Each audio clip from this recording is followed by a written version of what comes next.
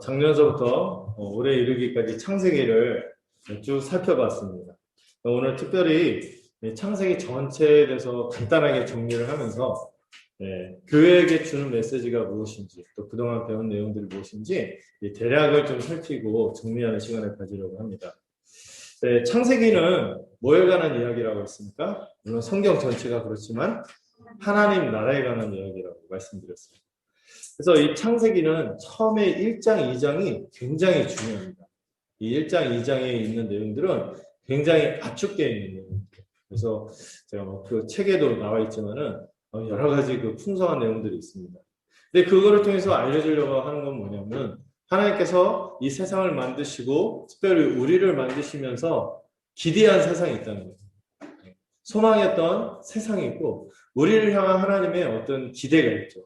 여러분들도 자녀를 기르면서 이 자녀가 참 이런 자녀가 되었으면 좋겠다 하고 그 기대가 있잖아요.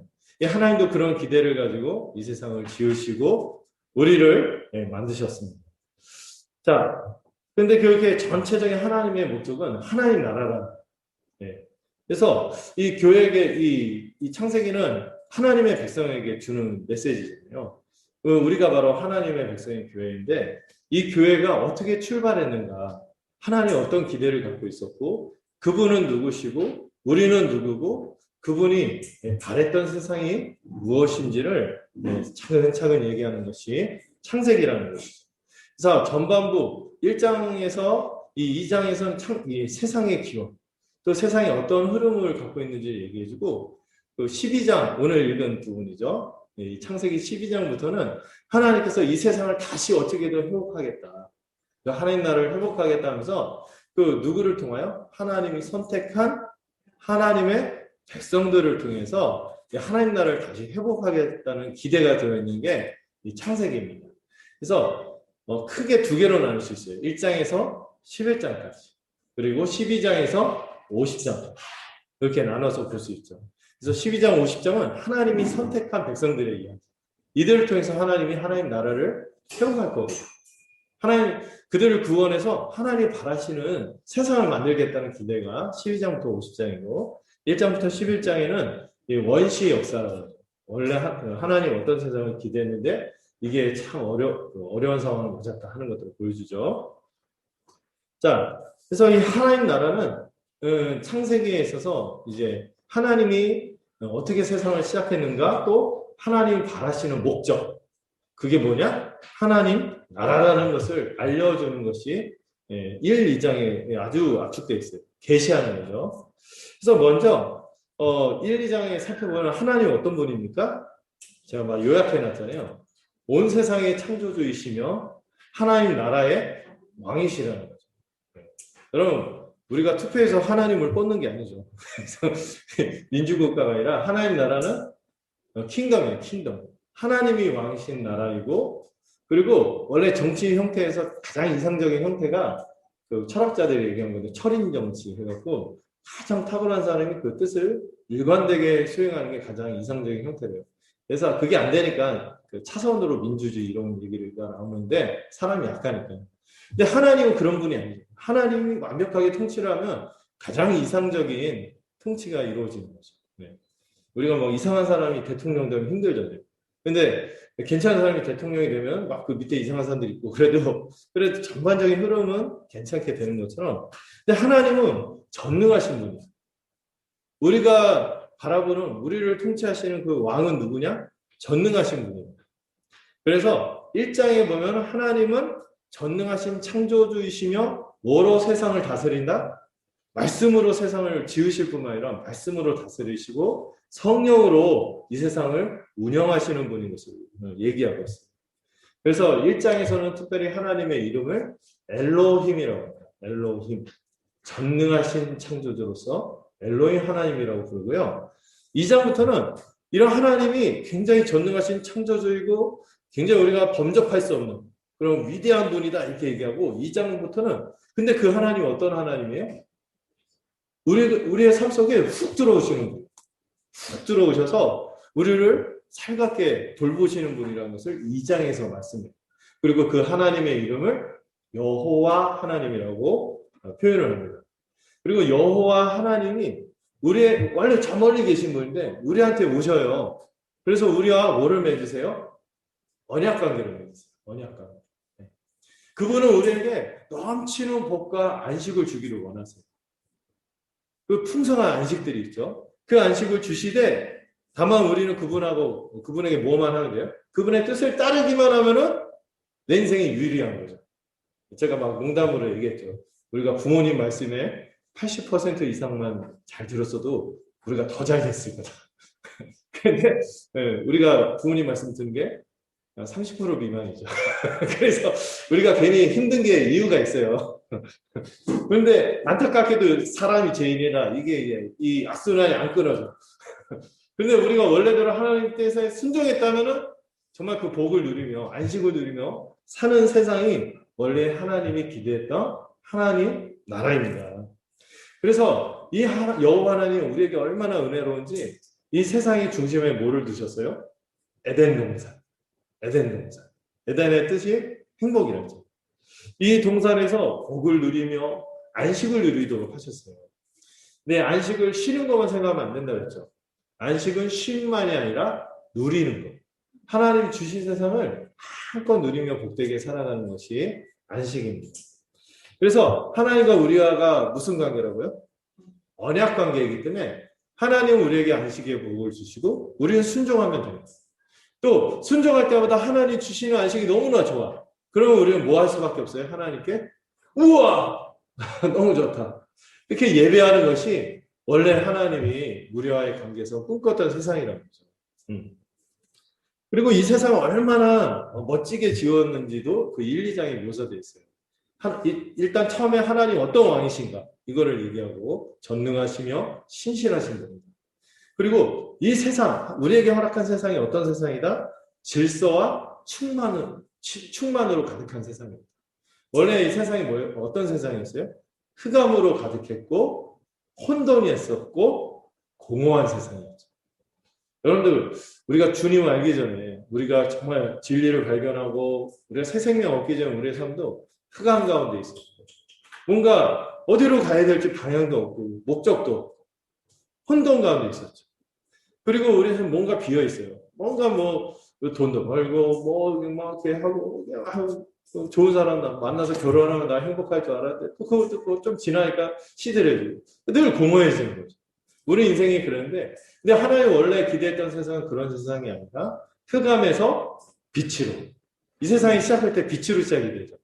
이 빛은 그냥 단지 이런 형광등 빛이 아니에요. 근원적인 생명을 주는 그 빛으로 시작하셨고 첫째 날부터 셋째 날까지는 혼돈 가운데 있던 세상 어떤 방향도 없고 목적도 없던 세상에 질서를 보유하시고 하나님이 찬찬하게 인도해 가시는 것이 첫째 날부터 셋째 날 그 틀을 조성하시죠. 그 다음에 넷째 날부터 여섯째 날까지는 내용물을 채워주시면서 어때요? 뭔가 비어있는 것에 가득 채워주시면서 충만하게 하셨던 것이 이 세상을 창조하는 과정 가운데 있습니다.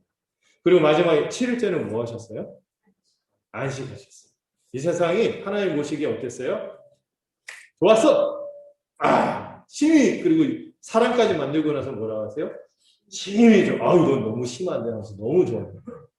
사람을 이 7일째 이 하나님의 목적인 거죠. 이 안식, 이 세상 완전하게 만들고 완성했기 때문에 더 손댈 수 없을 만큼 쉬고 누리는 거. 이게 하나님이 기대한 세상의 모습이죠. 그리고 여러분들 세상, 우리 인생을 바라보고 우리가 살아갈 세상을 바라볼 때 성경은요, 긍정적이에요. 어때요? 하나님이 우리 세상과 인생을 보시면서 어떻게 생각하십니까?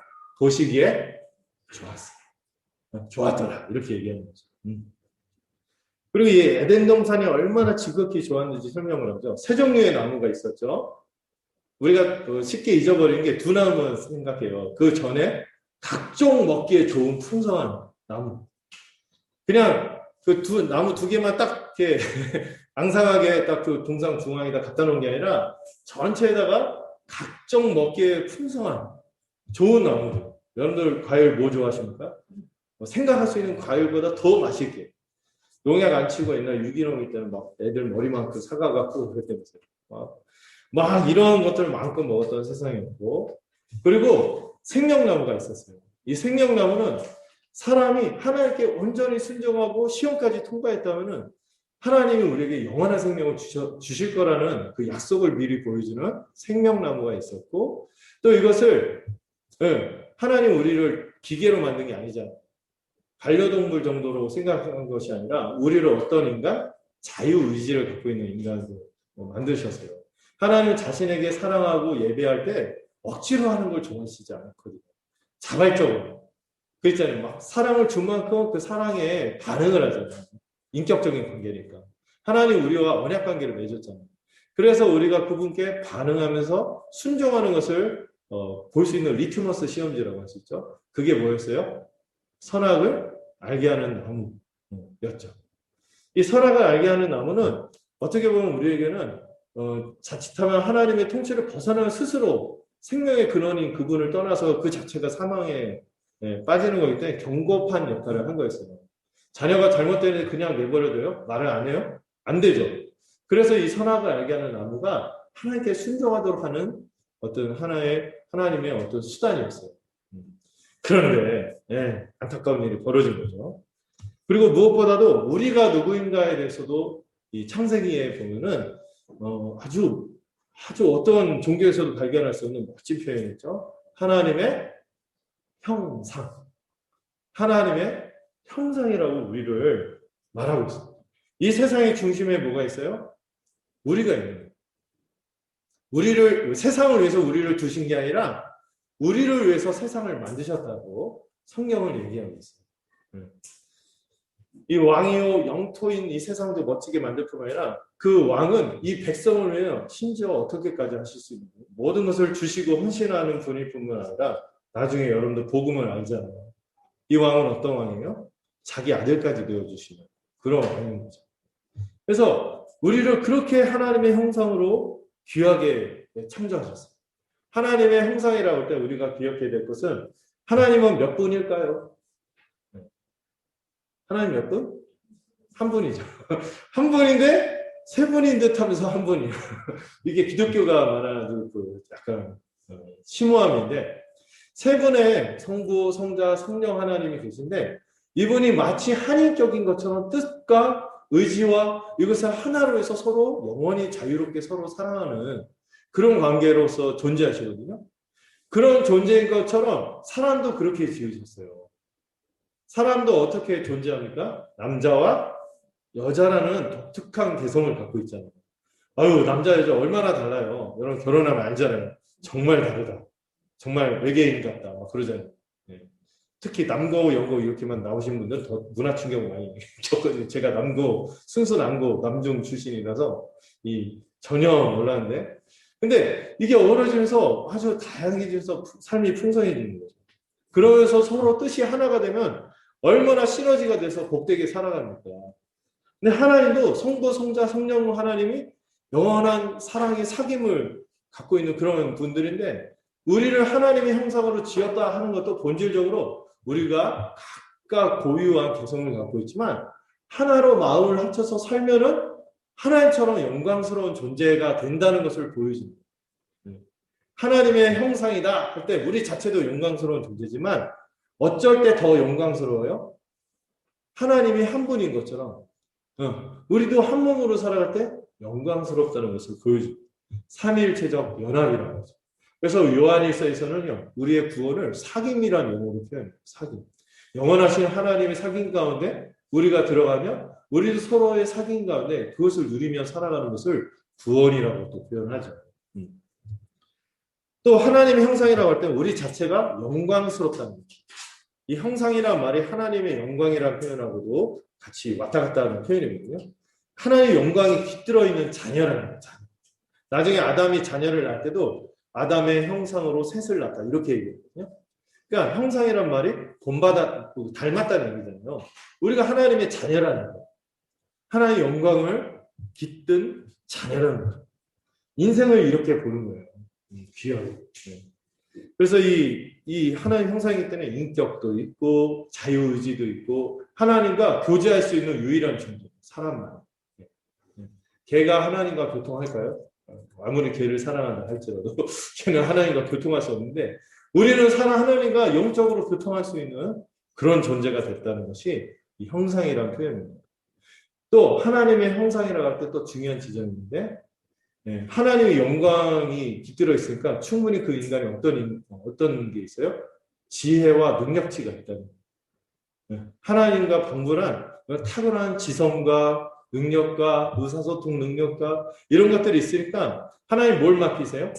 이 세상을 정복하고 다스리고 경작하고 이름짓고 그리고 뭔가 만들어내면서 기쁨을 누리게 하셨어요. 제가 그 백수 시절 있었다고 말씀드렸잖아요. 정말 죽을 맛이었고 처음에 막 벌어놓은 게 있으니까 그 여유가 있으니까 아유 너무 여유롭다 한데 이게 좀 지나면서 돈이 좀 있어도 일이 없으니까 사람이 공고해져요. 근데 하나님이 우리에게 주시는 행복, 안식의 중요한 요소가 마냥 쉬는 게 아니에요. 뭔가 의미 있는 일을 하면서 보람을 느끼고 가치 있는 것들을 창출하고 여기서 기쁨을 누리게 하신 것이죠. 그래서 하나님의 형상, 대리 통치자로서 이 영광을 사람에게 준, 이 세상을 잘 관리하고 하나님이 맡겨주신 거예요. 그런 은혜가 있었죠. 또 인간에 대해서 어떻게 표현합니까? 인간이 나중에 생명이에요. 하나님의 생기가 코에다가 생기를 불어넣으니까 하나님이 함께 하시는 거예요. 하나님의 영이 함께 하는 걸 보여주거든요. 그러니까 인간이 뭐가 돼요? 생명이 돼요. 살아있는 영이 되는데, 그 영적인 존재가 돼서 생생하게 살아가는 영광스러운 존재가 됐다. 그래서 생명이 있으니까 어떻게 해요? 하나님과 영적으로 교통할 수 있는 존재가 된 거예요. 그런데 그 생기가 떠나버리면 어떻게 됩니까? 여러분들 우리가 흙으로 돌아가면 이 인간은요 피조물이에요. 아무래도 하나님이 될 수 없는 존재죠. 늘 이런 경험이 있어요. 인생은 하나님이 될 수 없어요. 피조물이거든요. 그러나 하나님의 생기가 우리 가운데 함께 있고 하나님의 영이 우리 가운데 함께 있다면은 우리는 영광스러운 존재가 된다는 것을 성경이 얘기합니다. 이 사람에게 주시는 안식이 얼마나 복된지 이 경작하는 거잖아요. 여러분 그 하나님이 이 세상을 만들 때 그 재미없게 완성품 딱 만들어 놓고 너 그냥 하라는 데만 해 이런 게 아니라 네가 한번 더 이렇게 손대보고 좀 어떻게 해볼래? 이러면서 스스로 뭔가 하면서 만들어내는 기쁨을 주는 그런 세상으로 우리에게 주셨다는 거예요. 경작하고 그리고 이름 짓는 것도 굉장한 거라고 했죠. 이름을 짓는다는 건요. 그 산물의 본질, 특성을 딱 간파한다는 거예요. 딱 안다는 거예요. 이름을 짓는다는 것은 그 산물의 본질을 안다는 거예요. 그러니까 사람에게 그런 능력도 주셨다는 거예요. 얼마나 영광스럽습니까? 이것도 굉장히 보람된 거예요. 이 안식을 누리고 의미 있는 일을 하고 이게 안식의 내용이고 또 가장 중요한 안식의 내용이 있으니 우리가 어떤 존재라고 했어요? 하나님의 형상인데 한 몸으로서 존재하는 하나님의 형상이라고 했죠. 그래서 남자와 여자로 만들고 알아서 살아라 이렇게 하지 않고 서로에게 뭐가 되도록 하셨어요? 돕는 배필이 되도록 하셨어요.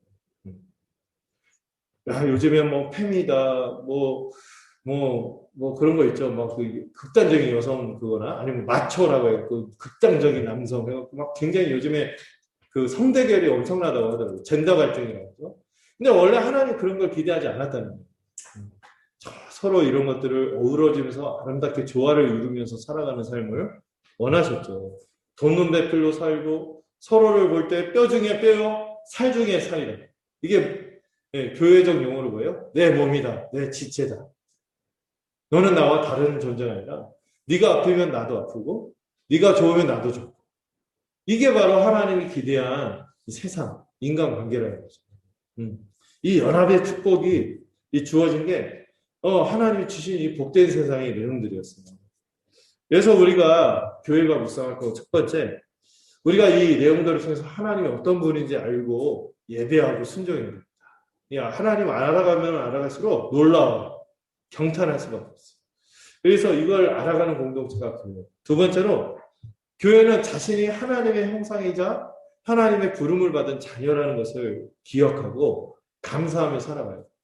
또 우리가 지금의 모습보다 더 하나님이 우리를 다루어 가시고 이끌어 가실 때 더 괜찮아질 거라는 소망을 가지세요. 근사해질 거라는 소망을 가지세요. 나는 이런 사람이야. 규정 짓고 그냥 그렇게 이상하게 살지 마시고 하나님이 나를 거룩하게 만들어 가신다는 거예요. 하나님 원래 그런 존재로 나를 만들었다는 것을 믿고 한 걸음 한 걸음 나가는 거죠. 교회는 뭐를 소망합니까? 이 원래 하나님이 주시려고 했던 그 안식. 근데 더 나은 안식으로 나아갈 것을 소망하고 또 여기 이 세상에서도 우리가 교회로 살면 일정 부분 같이 여기서도 누림을 믿는 것이 교회입니다. 이 창세기를 보면서 우리가 묵상해야 될 교훈이죠. 우리가 한 몸으로 살아갈 때 이 안식을 누리고요. 우리가 세상은 정글 같다고 하잖아요. 그 정글의 법칙. 그래서 그 위너 테이키로 승자 독식. 막 그러죠. 적자생존. 근데 여기는 아니고 여기에서는 우리가 서로 보듬으면서 살아가는 그런 귀한 연합의 공동체요. 또 하나님의 형상으로서 각각 영광스러운 장점들이 있어요. 그 은사라고 하죠. 그 은사를 가지고 서로 한 몸으로 여기고 돕는 배필로 서로 섬기면서 살아간다는 이 교회에서 뭐가 이루어지는 거예요? 하나님 나라, 하나님이 기대했던 세상이 이루어지는 것이죠. 이걸 하나님이 원래 원하셨던 거예요. 자, 문제는 3장부터가 11장까지 이 세상이 어떻게 됐어요? 타락하고 말았어요. 뭐 때문에? 죄로 인해 타락했어요. 그런데 하나님께서는요, 일정의 사람들을 선택하셔서 그들을 세상과 악한 세상과 구별하시고 그들을 선택해서 이끌어 가셨음을 계시하는 장이 3장부터 11장까지입니다. 이 죄로 인해 하나님 나라에서 이 꿈, 이 소망이 유보됐어요. 그것이 좌절된 게 아니에요. 잠시 지체됐어요. 유보되었어요. 근데 그렇게 한 원인이 뭡니까? 죄죠. 죄가 왜 시작이 됐죠? 사단 때문에 일단. 사단이 이 세상에 들어왔어요. 원래 하나님의 피조물이지만 원래 하나님 기대했던 세상의 그 계획에는 이런 악이 없었다는 것을 성경에서 얘기합니다. 그리고 이 사단이 한 게 뭐예요? 하나님의 뜻과 말씀, 하나님의 말씀을 하나님이 선하고 우리에게 풍성하신 분인데 그게 아닌 것처럼 우리를 속이는 거예요. 그분이 우리를 억압하고 착취하는 그런 그 이방 종교들 보면 완전히 사람을 이상하게 만들어버려요. 노예로 만들어버려요.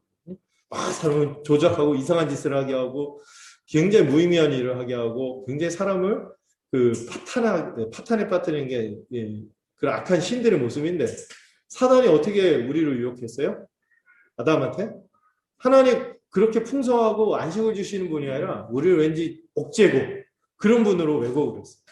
그래서 여러분들 하나님의 진리를 알아가면 알아갈수록 하나님에 대한 이 믿음이 커지는 거예요. 그래서 우리가 원래 하나님이 기대했던 그런 모습이 되겠죠.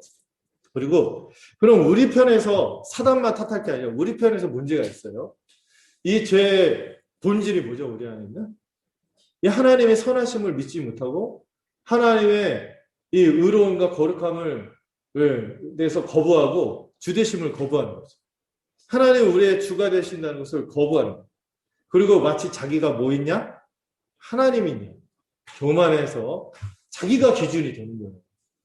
여러분 그 신자로서 우리가 자라가는 모습 중에 하나가 주도하는 성향에서 약간 물러서는 거죠. 힘을 빼는 거예요. 이게 약간 신자의 특징이거든요. 베드로도 막 휘젓고 다니다가 네가 남한테 막 그랬지만은 너는 이제 남이 너를 띠띠어서 이끌려 다닐 것이다. 그러니까 자기가 주가 되어서 자기가 뭔가 높임받고 이런 인생이 아니라 다른 사람을 존귀하게 함으로 같이 존귀해지는 그런 인생이 되는 게 하나님 원하시는 건데 이 죄의 본질이 뭐예요? 이 주대심을 거부하고 교만하고 자랑에 빠지는 이게 죄의 본질입니다. 그 죄의 결과는 뭡니까? 하나님은 이 죄를 싫어하세요. 죄는 하나님에게 어마어마한 피해를 끼친 거며 그 죄 자체는 더러운 거예요. 하나님은 정결한 분이라서 더러운 걸 참지 못하고 이 죄로 인한 것들에 대해서 하나님이 공의롭게 심판하시고 또 이 죄 때문에 하나님의 영광이 떠나버렸잖아요. 하나님의 영이 떠나버려서 이 인간 자체가 굉장히 누추한 존재가 생겼어요. 굉장히 수치스러운 존재가 생겼어요. 또 막 그 사람이 얼마나 악하다 이런 것들에 대해서 막 요즘 보면 알잖아요.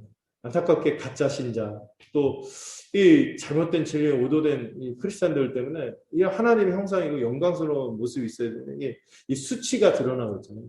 근데 인생 자체가 원래 수치로 덮여 있어요. 죄 때문에. 네. 그리고 그 본인도 행복하지 않죠.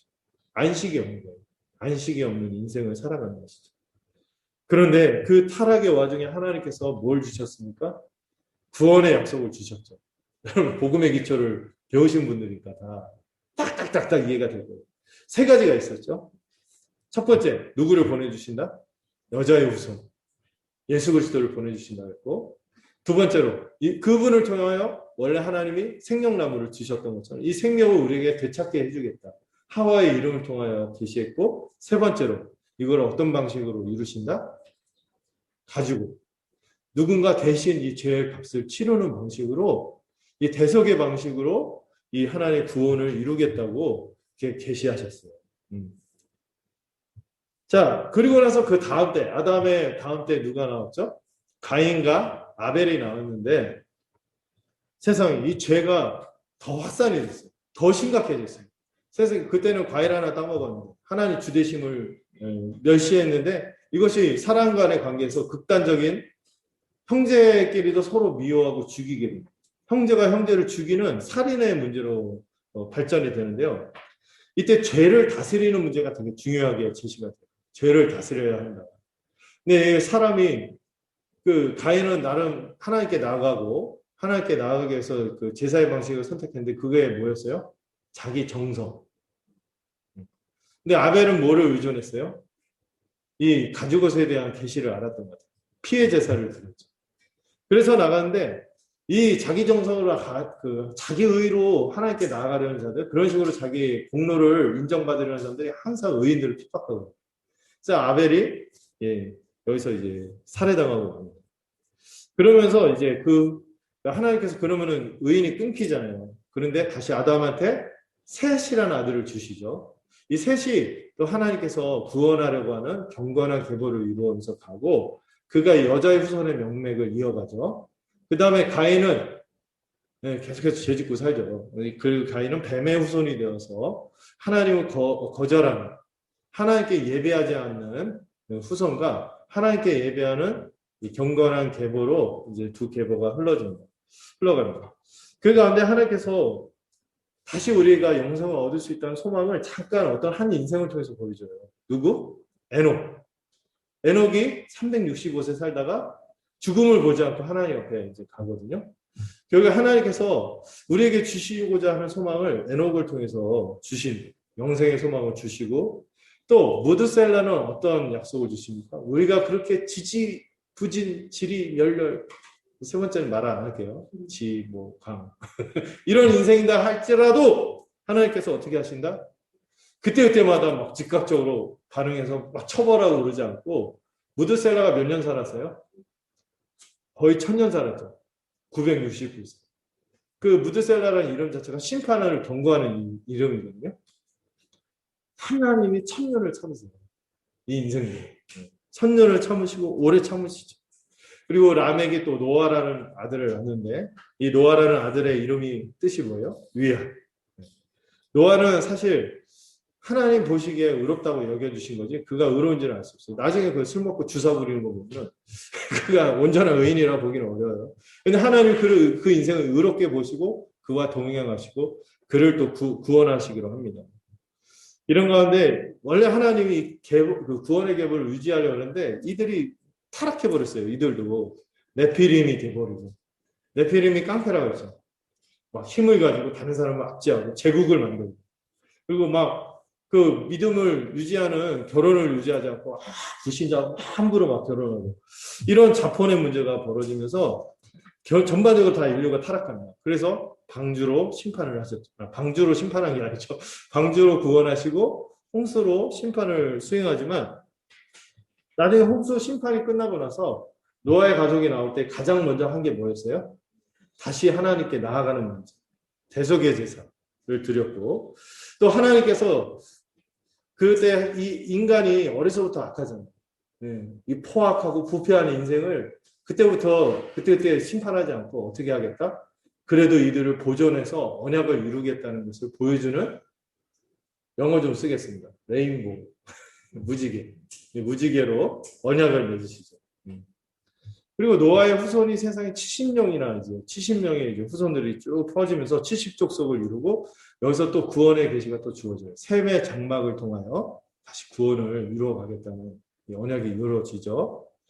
자, 그리고 나서 자, 그런데 그렇게 한번 이렇게 홍수로 이렇게 심판하고 하고 하면 이 인간이 하나님을 두려워하고 돌아와야 되는데 어떻게 했어요? 또 끝간데 없이 타락해서 뭐를 쌓았어요? 11장에서 뭐가 나오죠? 바벨탑. 네. 자기 스스로 하늘에 닿아보겠다 하면서 끝없는 교만함으로 하나님의 위치를 차지하려는 이 인간의 모습이 나와요. 그러나 하나님이 어떻게 표현합니까? 인간은 그렇게 하늘에 닿아보겠다 이렇게 막 쌓는데 지금 뭐 우리나라에는 롯데 뭐 200몇 층 이거보다 더 높게 쌓아야겠죠? 그렇다 할지라도 그 본문의 표현을 보면 풍자예요. 우리 내려가서 보자. 안 보인다. 쌓으려고 안 보인다. 내려가서 보자. 그리고 그들이 어떠한지 살펴보겠다. 이게 감찰하면서 그런데 이 무지개 언약 때문인지 이때 그냥 다 엎으실 수 있는데 안 엎으시고 단지 언어를 흩으셔서 이들이 뜻을 모아서 하나님을 대적하지 않도록 흩으시고 그 가운데서 이상한 사람 한 사람을 택하시는 거예요. 정말 이상한 사람. 그 이름하여 세 글자였다 네 글자 된 사람인데 세 글자? 아브라함을 택했어요. 그런데 보면은요, 이렇게 인간이 타락하고 소망이 없는데도요, 끊임없이 여자의 후손, 이 구원의 계보를 이어가십니다. 셋의 계보를 통해서, 또 셈의 계보를 통해서, 또 이제 데라의 후예인 아브라함에게 주목해서 아브라함을 선택했는데, 아브라함이 어떤 사람이에요? 괜찮은 사람이에요? 아니거든요. 찌질의 끝판왕이에요. 요즘 유행하는 말을 막 쓰네요. 찌질의 끝판왕, 아브라함. 자, 아브라함이 원래 하나님과 경건이 생겼던 사람입니까? 아빠가 어떤 사람이었어요? 데라가 우상을 만들어서 팔던 사람이에요. 우상 제조자요? 우상 판매자였어요. 그럼 그 아들은 당연히 우상 숭배자이죠. 하나님이 1도 모르는 사람이었는데 어느 날 하나님이 2번이나 그에게 나타나서 그를 하란으로 이끌어내고 가나안까지 가게 부르신 것이죠. 아브라함도 이상한데요. 그 아브라함 와이프 사라는 어떤 사람? 사례 이름 자체가 뭔가 걸리는 느낌이 좀 사례. 이런 자체가 뭔가 걸리는 것 같은데 사례. 불임의 여인이었어요. 고대에선 불임의 여인은 또 여성 자체를 아주 이 죄로 이 사회가 망가지니까 여자를 그렇게 막대하는 거죠. 애를 못 낳으면 사랑 구실을 못 하는 거예요. 살아있는 게 아니에요. 살아도 사는 게 아닌 사람이 애를 못 낳는 여자였거든요. 이런 불임의 여인을 부르십니다. 정말 자격 없고 무능한 사람. 어떤 소망도 없는 사람. 로마서의 표현에 의하면 없는 것 같은 사람. 죽은 것 같은 사람. 그런 인생 아브라함과 사례를 하나님께서 부르십니다. 원맨 비전, 월드 비전이라는 얘기를 했던 게 기억이 나요. 한 사람을 향한 하나님의 소망으로 다시 하나님의 이 원래 1장, 2장 있었던 이 하나님 나라의 소망을 이뤄가시려고 하는 것을 이 정말 보잘것없는 사람들을 통해서 시작하시는 거예요. 이를 통해서 우리가 정리할 메시지가 첫 번째는 이 아담이 불순종한 것처럼 우리는 하나님의 선하심을 의심하지 말고 하나님의 진리를 적극적으로 알아갔습니다. 말씀 통치를 분명히 신뢰하고 순종함으로써 이런 범죄에 빠지지 않도록 하는 것을 경계하는 것이 있고요. 두 번째로는 우리가 범죄한다 할지라도 하나님은 뭘 우리에게 주셨어요? 원시복음, 구원의 약속을 주셨잖아요. 이 생명의 약속을 주시는 예수 그리스도의 복음을 의지하고 소망할 것이며 세 번째로 우리는 교회로서 하나님께 예배할 때마다 뭐를 의지합니까? 이 대속의 은혜를 의지합니다. 이 중간 역사에서도 계속해서 대속의 제사를 의지해서 하나님께 나아가는 예배가 굉장히 중요한 문제로 제시되고 있죠. 하나님께 정말 대속의 은혜로 나아가서 우리를 구원의 계보로 선택했지만 우리가 하나님께 온전하게 예배하는 게 정말 중요한 문제라는 것을 여기서 쭉 설명해 주겠습니다. 자, 이제 마지막 단락에서 교회가 어떤 존재임을 아브라함으로부터 시작해서 설명해 주는데요. 교회는 어떤 사람들이다? 하나님과 언약을 맺은 하나님 나라 백성이라는 것을 계시해 주는 것이 이 족장들의 이야기. 아브라함, 이삭, 야곱, 요셉, 유다에 이르기까지 이 족장들을 통하여 우리가 바로 어떤 사람들이다? 하나님께서 구별해서 선택하고 하나님의 자기의 소유로 삼으신 특별한 하나님 나라 백성, 언약을 맺은 자기 백성이라는 것을 쭉 계시해 주면서, 그래서 우리가 어떤 사람들인지를 보여주는데 그렇게 안 좋은 사람들이라는 거죠. 우리도 알죠. 우리가 그렇게 싹 괜찮지 않다는 거. 근데 이게 본문을 보다 보면요, 하나님이 이들을 작품으로 만들어 가요. 어떻게든 이 사람들을 변화시켜 본다는 거죠. 교회가 저는 소망이라는 게 사람이 변하게 된다는 거예요. 사람이 변할 수 있다. 하나님의 은혜로 이끌어 가시는 거예요. 은혜로 양육해 가는 거예요. 이걸 쭉 그 인생들을 보여주면서 설명해 주세요. 먼저 아브라함을 부르셨죠. 이 아브라함이 정말 불신자 같은 사람이에요. 불신자죠. 불신자인데 이 사람을 자식까지 바칠 수 있는 거의 전혀 이 세상 사람 같지 않은 사람을 바뀐 게 누구예요? 하나님의 언약의 은혜였어요. 제가 얘기했죠. 아브라함이 대단한 게 아니라 아브라함이 이렇게 만든 하나님이 대단하신 거예요. 먼저 이 12장 오늘 읽은 말씀 굉장히 성경 전체를 관통하는 중요한 본문이거든요. 하나님 나라를 약속해 주시죠.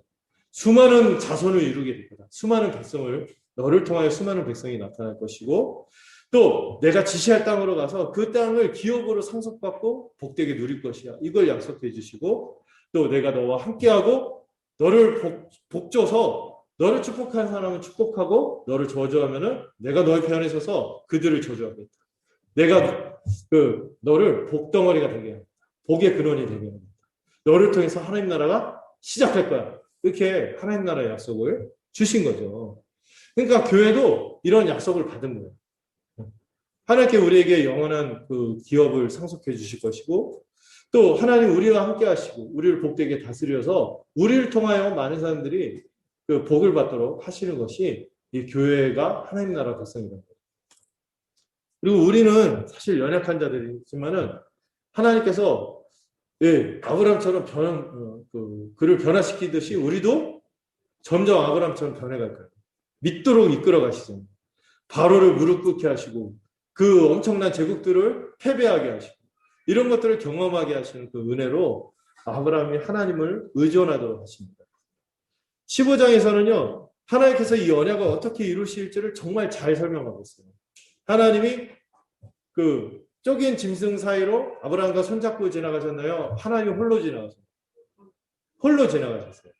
옛날에는 언약을 치룰 때 어떻게 했어요? 짐승 쪼개놓고 이거 안 여기 사이를 손잡고 지나가면서 이거 안 지키면 둘 중에 한 명이라도 안 지키면은 이 언약의 저주를 받을 것이다. 이 죽음을 두고 맹세하는 건데 아브라함 눈높이에 맞춰서 하나님이 확실하게 그 언약을 이룰 것을 약속만 하면은 그럴까봐 언약이라는 형태로 맺어주는 거예요. 그리고 피해 형식으로 맺었어요. 그러면 뭐가 따라요? 철저하게 의무를 수행하고 의무를 수행하지 않을 때는 어느 편이든 의무를 수행하지 않으면은 반드시 뭘 당한다? 저주를 당한다.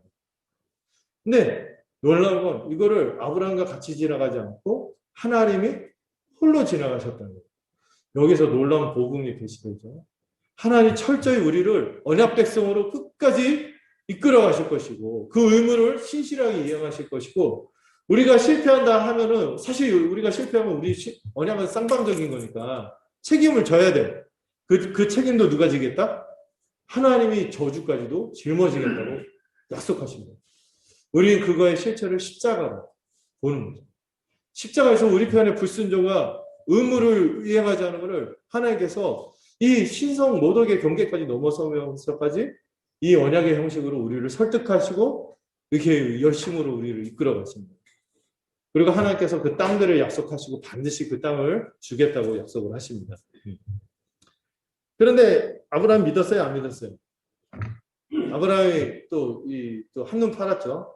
그래서 이스마엘이라는 하나님이 허락하지 않은 자식을 낳게 되는데 그런데도 하나님께서 참으세요. 이스마엘 이름이 뜻이 뭐라고요? 하나님께서 들으신다. 아브라함은 하나님께서 계속 자녀를 낳을 끼미도 없고 약속을 주셨는데 전혀 현실이 변하는 게 없으니까 좌절하고 있었나 봐요. 그런데 그런 가운데 하나님께서 또 다른 아들을 주시면서 중간에 위로를 하시죠. 하나님이 들으신다. 듣고 있다. 현실이 변하지 않는 것 같아. 그래도 나는 듣고 있어. 10년이 지났거든요. 아무 소식이 없는 거예요. 그런데도 듣고 계신다. 이렇게 설득을 하시고, 그리고 13년 후에 나타나서 아브라함 이름을 뭐로 바꾸게 하세요? 아브라함으로 바꾸게 하시고, 또 뭐를 행하라고 하세요? 할례. 왜 굳이 어차피 기능도 못 하는데 왜 할례를 하게 합니까? 이제 몸이 완전히 죽었다는 것을 받아들이도록 하고, 인간의 능력에 의해서 하나님의 백성이 태어나는 것이 아니라 누구의 능력으로? 하나님의 능력으로 태어난다는 것을 할례로 알려주십니다. 그리고 이 할례가 몸에 지녀 있기 때문에 늘 이걸 기억하도록 하시는 것이죠. 그리고 나서 이삭이 태어난다는 약속을 주십니다. 여기서 우리가 세례받는 의미도 알 수 있어요. 세례받는 거는요, 이전의 옛사람은 우리가 죽었고 새 사람이 된다는 거예요. 이름이 바뀌는 건 존재가 바뀌는 거거든요. 이제 우리는 믿고 예수님을 믿음으로 새로운 존재가 됩니다. 할례처럼 새로운 존재로 실패한 자예요. 죽은 자인데 그럼 우리를 하나님이 살리신다는 소망으로 우리가 이 성례를 받는 거죠. 그리고 하나님이 이렇게 하나님 나라 백성을 다루시는 궁극적인 목적이시니 그 목적이 뭐예요? 아브라함은 어떤 백성으로 삼기를 원한다고 했어요? 의와 공도를 행하는 백성, 체덱과 미시트파트. 그 의와 공도로 섬기는 모습이 뭐였어요? 지극한 섬김으로 주변 사람들을 돌보는 사랑의 섬김. 또 하나는 기도하는 모습. 망해가는 이 도시를 바라보며 남일처럼 보지 않고 정말 하나님의 공의를 구하면서 거기가 구원받기를 위해서 기도하는 이런 의롭고 공의로운 의와 공도를 행하는 그런 백성으로 삼는 것이 하나님의 뜻이었다는 것이 드러납니다. 여러분, 하나님의 백성은 어떤 백성이에요? 구원받았으니 맞살아도 된다 이런 게 아니에요. 하나님이 원하시는 하나님의 백성의 모습이 뭐예요? 의와 공도를 행하는 백성. 내가 아브라함은 그런 사람이 되게 하려고 내가 그를 불렀다. 이렇게 얘기하시고. 또 24장에 그 이삭하고 그 아내를 리브가를 만나러 가는 그 장면에서도 하나님께서 하나님의 백성에게 원하시는 그 성품적인 특성이 나옵니다. 헤세드와 에메트. 사랑과 성실. 이 사랑과 성실로 반응하는 하나님의 백성을 만드는 것이 하나님께서 원래 하나님의 형상으로서 사람에게 기대했던 모습이라는 거죠. 그런데 여러분, 중요한 문제가 있어요. 우리가 그런 사람이 되고 그런 하나님 나라의 약속을 누리려면요, 아무리 그래도 우리는 그게 가능한 사람이에요? 안 되잖아요. 죄인이죠. 하나님의 심판을 반드시 받아야만 죄인이에요. 그래서 갑자기 하나님이 밑도 끝도 없이 갑자기 이삭을 바치라고 했잖아요. 이거는 굉장히 예표적인 거예요. 이삭도 원래 하나님의 약속의 자녀이긴 하지만 그는 여전히 죄인이래요. 하나님의 심판을 받고 죽어야 되는 죄인인데, 근데 이삭이 바치러 가는 와중에 하나님께서 뭐를 보내주세요? 대신 죽을 순양을 예비하셔서 대신 죽게 하시죠. 우리가 궁극적으로 이 하나님 나라의 약속을 우리 아무리 막 머리가 막 깨지도록 막 이렇게 달려들어도 우리 안 되는 사람들인데, 하나님께서 뭐 어떤 은혜로? 이 대속의 은혜로 우리를 구원하시고 우리에게 생명을 허락해 주셔서 반드시 이런 백성으로 삼아 주겠다는 이 전체 플랜이 아브라함의 인생을 통해서 나타나고 있죠. 그래서 아브라함이 이거를 경험한 사람이니까 아내 무덤을 구할 때 그렇게 비싼 대가를 치르면서도 이 하나님의 약속을 붙들려고 그 땅을 직접 돈 주고 사는 거죠. 하나님의 기업으로 거기에 묻혀서 하나님이 주신 안식과 이 영생을 내가 반드시 얻고자 한다 하는 것을 그 소망을 표현하죠. 자, 그리고 나서 이삭과 야곱의 인생이 펼쳐집니다. 자, 이삭이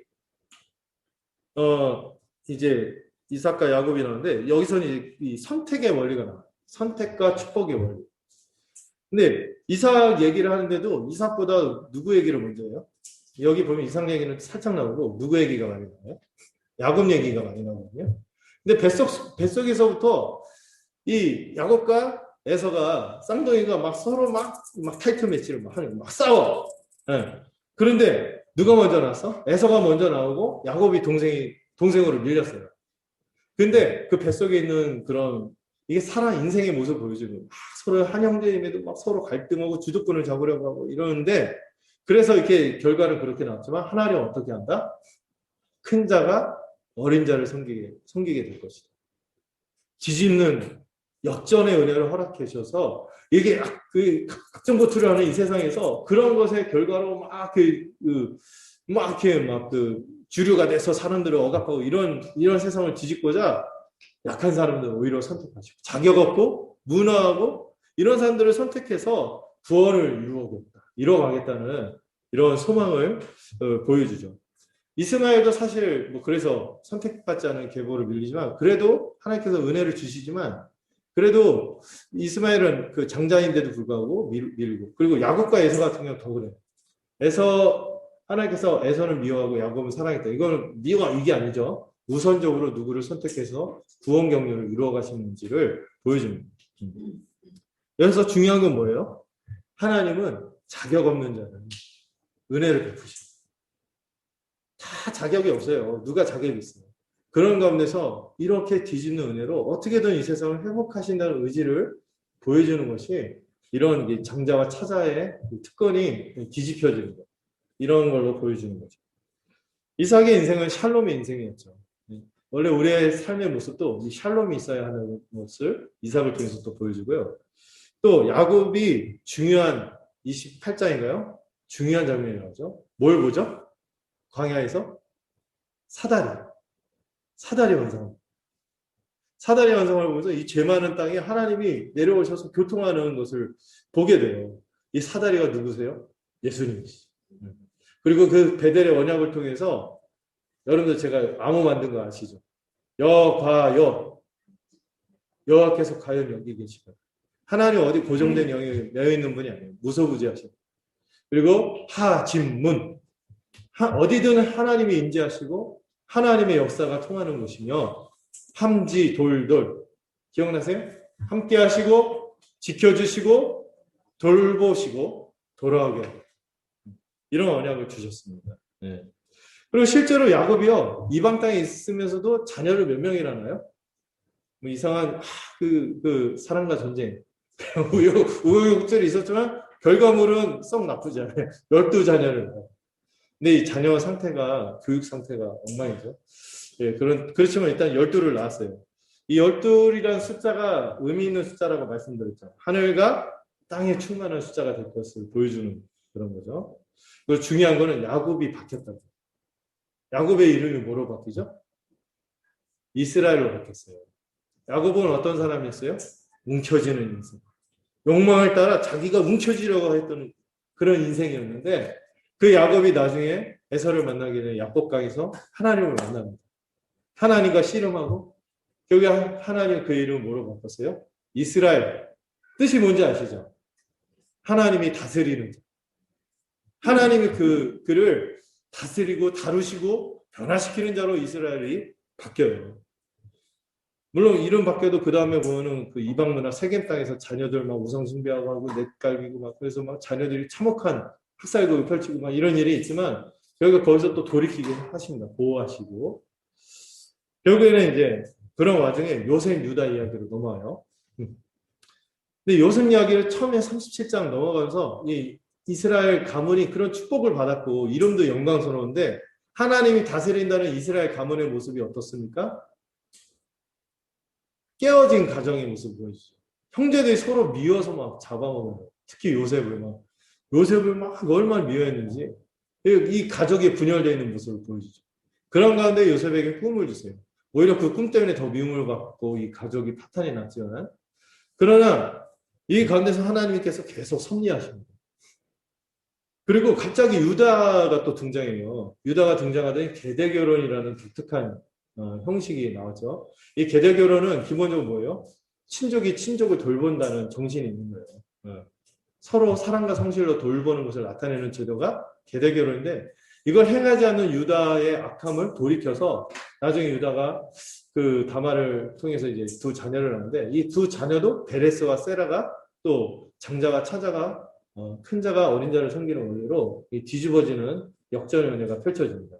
이런 것들을 계속 보여주면서 다시 요셉한테 초점이 와요. 근데 요셉이 굉장히 종살이의 옥살이로 이어지는 환상의 코스를 맛봤지만 일관된 그의 인생을 설명하는 두 단어가 있었죠. 어떤 인생? 형통한 인생. 우리가 세상 사람들이 생각하는 형통하고 하나님이 우리에게 주시는 형통이 다르다는 거죠. 이 형통의 본질을 제가 외우시라고 만든 표현이 있어요. 임마누엘의 은혜가 있는 것이며 그것에 대해서 우리가 포함되어의 믿음으로 반응하는 것이다. 이게 어떤 환경과 상황이 우리를 행복하게 하고 복되게 하고 그런 게 아니에요. 환경, 상황, 조건은 늘 바뀌거든요. 우리마다 다 달라요. 그럼에도 우리가 인정할 수 없는 거는 인정할 수밖에 없는 거는 우리가 형통한 인생이라는 것을 믿으셔야 돼요. 임마누엘의 은혜가 있으며 포함되어의 믿음으로 반응할 때 그 인생이 복되다는 것을 기억해야 되는 것이죠. 결국 이스라엘의 가족이 어떻게 됩니까? 우여곡절 끝에 재결합됩니다. 물론 요셉이 그 형들을 검증하죠. 이들이 정말 아버지를 잘 살피고 동생을 잘 돌보고 있는지를 확인하고 그들이 그런 것을 확인했을 때 환대를 하죠. 풍성하게 막 베냐민한테 5배 음식을 주고 같이 음식을 원수들이었잖아요. 그런데 그들을 융성하게 환대하고 마지막 검증을 했어요. 이 동생을 어떻게 하는지 이 동생한테 약간 누명을 쓰게 하는 그거를 했는데 형제들이 어떻게 반응했죠? 자기를 죽이려고 자기 죽이를 구덩이에다 빠뜨려 놓고 밥 옆에서 처먹던 그놈들이 어떻게 바뀌었어요? 옷을 찢으면서 자기 동생을 위해서 동생 살려보기도 같이 애국으로 막 돌아가고 같이 그 중에 유다는 나와서 애걸복걸하면서 아버지를 대신해서 아버지를 생각해서 자기를 대신 잡아다라고 막 이렇게 희생하는 모습을 보여주는 거예요. 이 이스라엘 가족이 어떻게 됐어요? 하나님의 은혜 가운데서 한 몸이 됐어요. 다시 한 가족이 된 것을 보여줘요. 재결합하고 그리고 용서와 화해가 이루어지는 장면을 이 창세기 끝에 보여줍니다. 하나님의 백성이 어떻게 살아야 하는가를 보여줍니다. 한 몸으로 살아야 돼요. 우리가 실수가 없는 사람들이 아니죠. 다 어떤 지점에서 틀어져 있고 연약하고 부족하고 그래요. 그걸 다 생생히 기억하면서 살 거예요? 나는 내가 지난 여름에 한 걸 알고 있다. 이러지 말고 요셉의 첫째 아들 이름이 뭐라고요? 므낫세. 하나님도 우리에 대해서 잊어버리시고 이렇게 하는데요. 나중에 요셉이 그러잖아요. 내가 하나님을 대신하겠습니다. 형제들이 자기 진짜 용서 안 한 줄 알고 보복할 줄 알고 두려워 떨고 있습니다. 이걸 너무 슬퍼하면서 제가 하나님을 대신하겠습니다. 하나님이 여러분들 용서하고 그래서 나도 이렇게 이끌어 오셨는데 내가 그거를 어떻게 무시하고 내가 보복하려고 하겠습니까? 내가 하나님을 대신하겠습니까? 이러지 않습니까? 하나님의 백성이 결국에 지향하는 삶의 모습이 뭐예요? 다시 한 몸으로 살아요. 원래 하나님이 기대했던 이 연합의 사랑, 연합의 섬김, 이 하나님의 형상으로서의 모습으로 돌아가는 것이 하나님이 자기 백성들에게 원하는 모습이라는 것을 이 요셉 이야기를 통해서 교훈을 하는 것이죠. 그리고 그들이 애굽으로 이주했음에도 불구하고 이민자로 있으면서도 거기서 융성하겠습니다. 그리고 그들이 70명이나 되었잖아요. 이 사람들이 나중에 몇 명? 어른만, 전쟁에 나갈 수 있는 인원만 60만을 이루는 큰 민족이 됩니다. 그리고 결국에는 모두 예언해줘요. 출애굽해서 가나안 땅을 다시 차지하게 될 것을 이 야곱이 또 그 다음 출애굽기를 전망하게 하면서 예언하면서 이 전체가 끝나죠. 그리고 야곱도 그렇고 요셉도 이방 땅에 있지만 뭐를 소망했어요? 영원한 하나님 나라가 주어질 것을 소망하면서 안식에 들어가는 장면. 그리고 요셉은 애굽에 묻혔지만 집요한 요셉 400년 뒤에 자기를 꼭 끄집어내서 그걸로 데려가다가 이런 이 영원한 하나님 나라를 열망하는 모습을 보여주죠. 우리가 이 전체를 통해서 우리가 교훈하는 것은 교회는 이 은혜 언약인 복음을 믿고 하나님 나라를 소망하는 공동체예요. 이 전체를 통해서 정말 복음을 통하여 우리에게 하나님 나라가 주어질 것을 소망하는 공동체가 우리이며 두 번째로 우리는 죄인의 처지에서 벗어나 반드시 하나님이 이스라엘로 바꾸실 또 찌질한 아브라함이 아니라 의와 공도를 행하며 사랑과 성실을 행하는 백성으로 하나님이 바꾸실 것을 믿어야 돼요. 그리고 세 번째로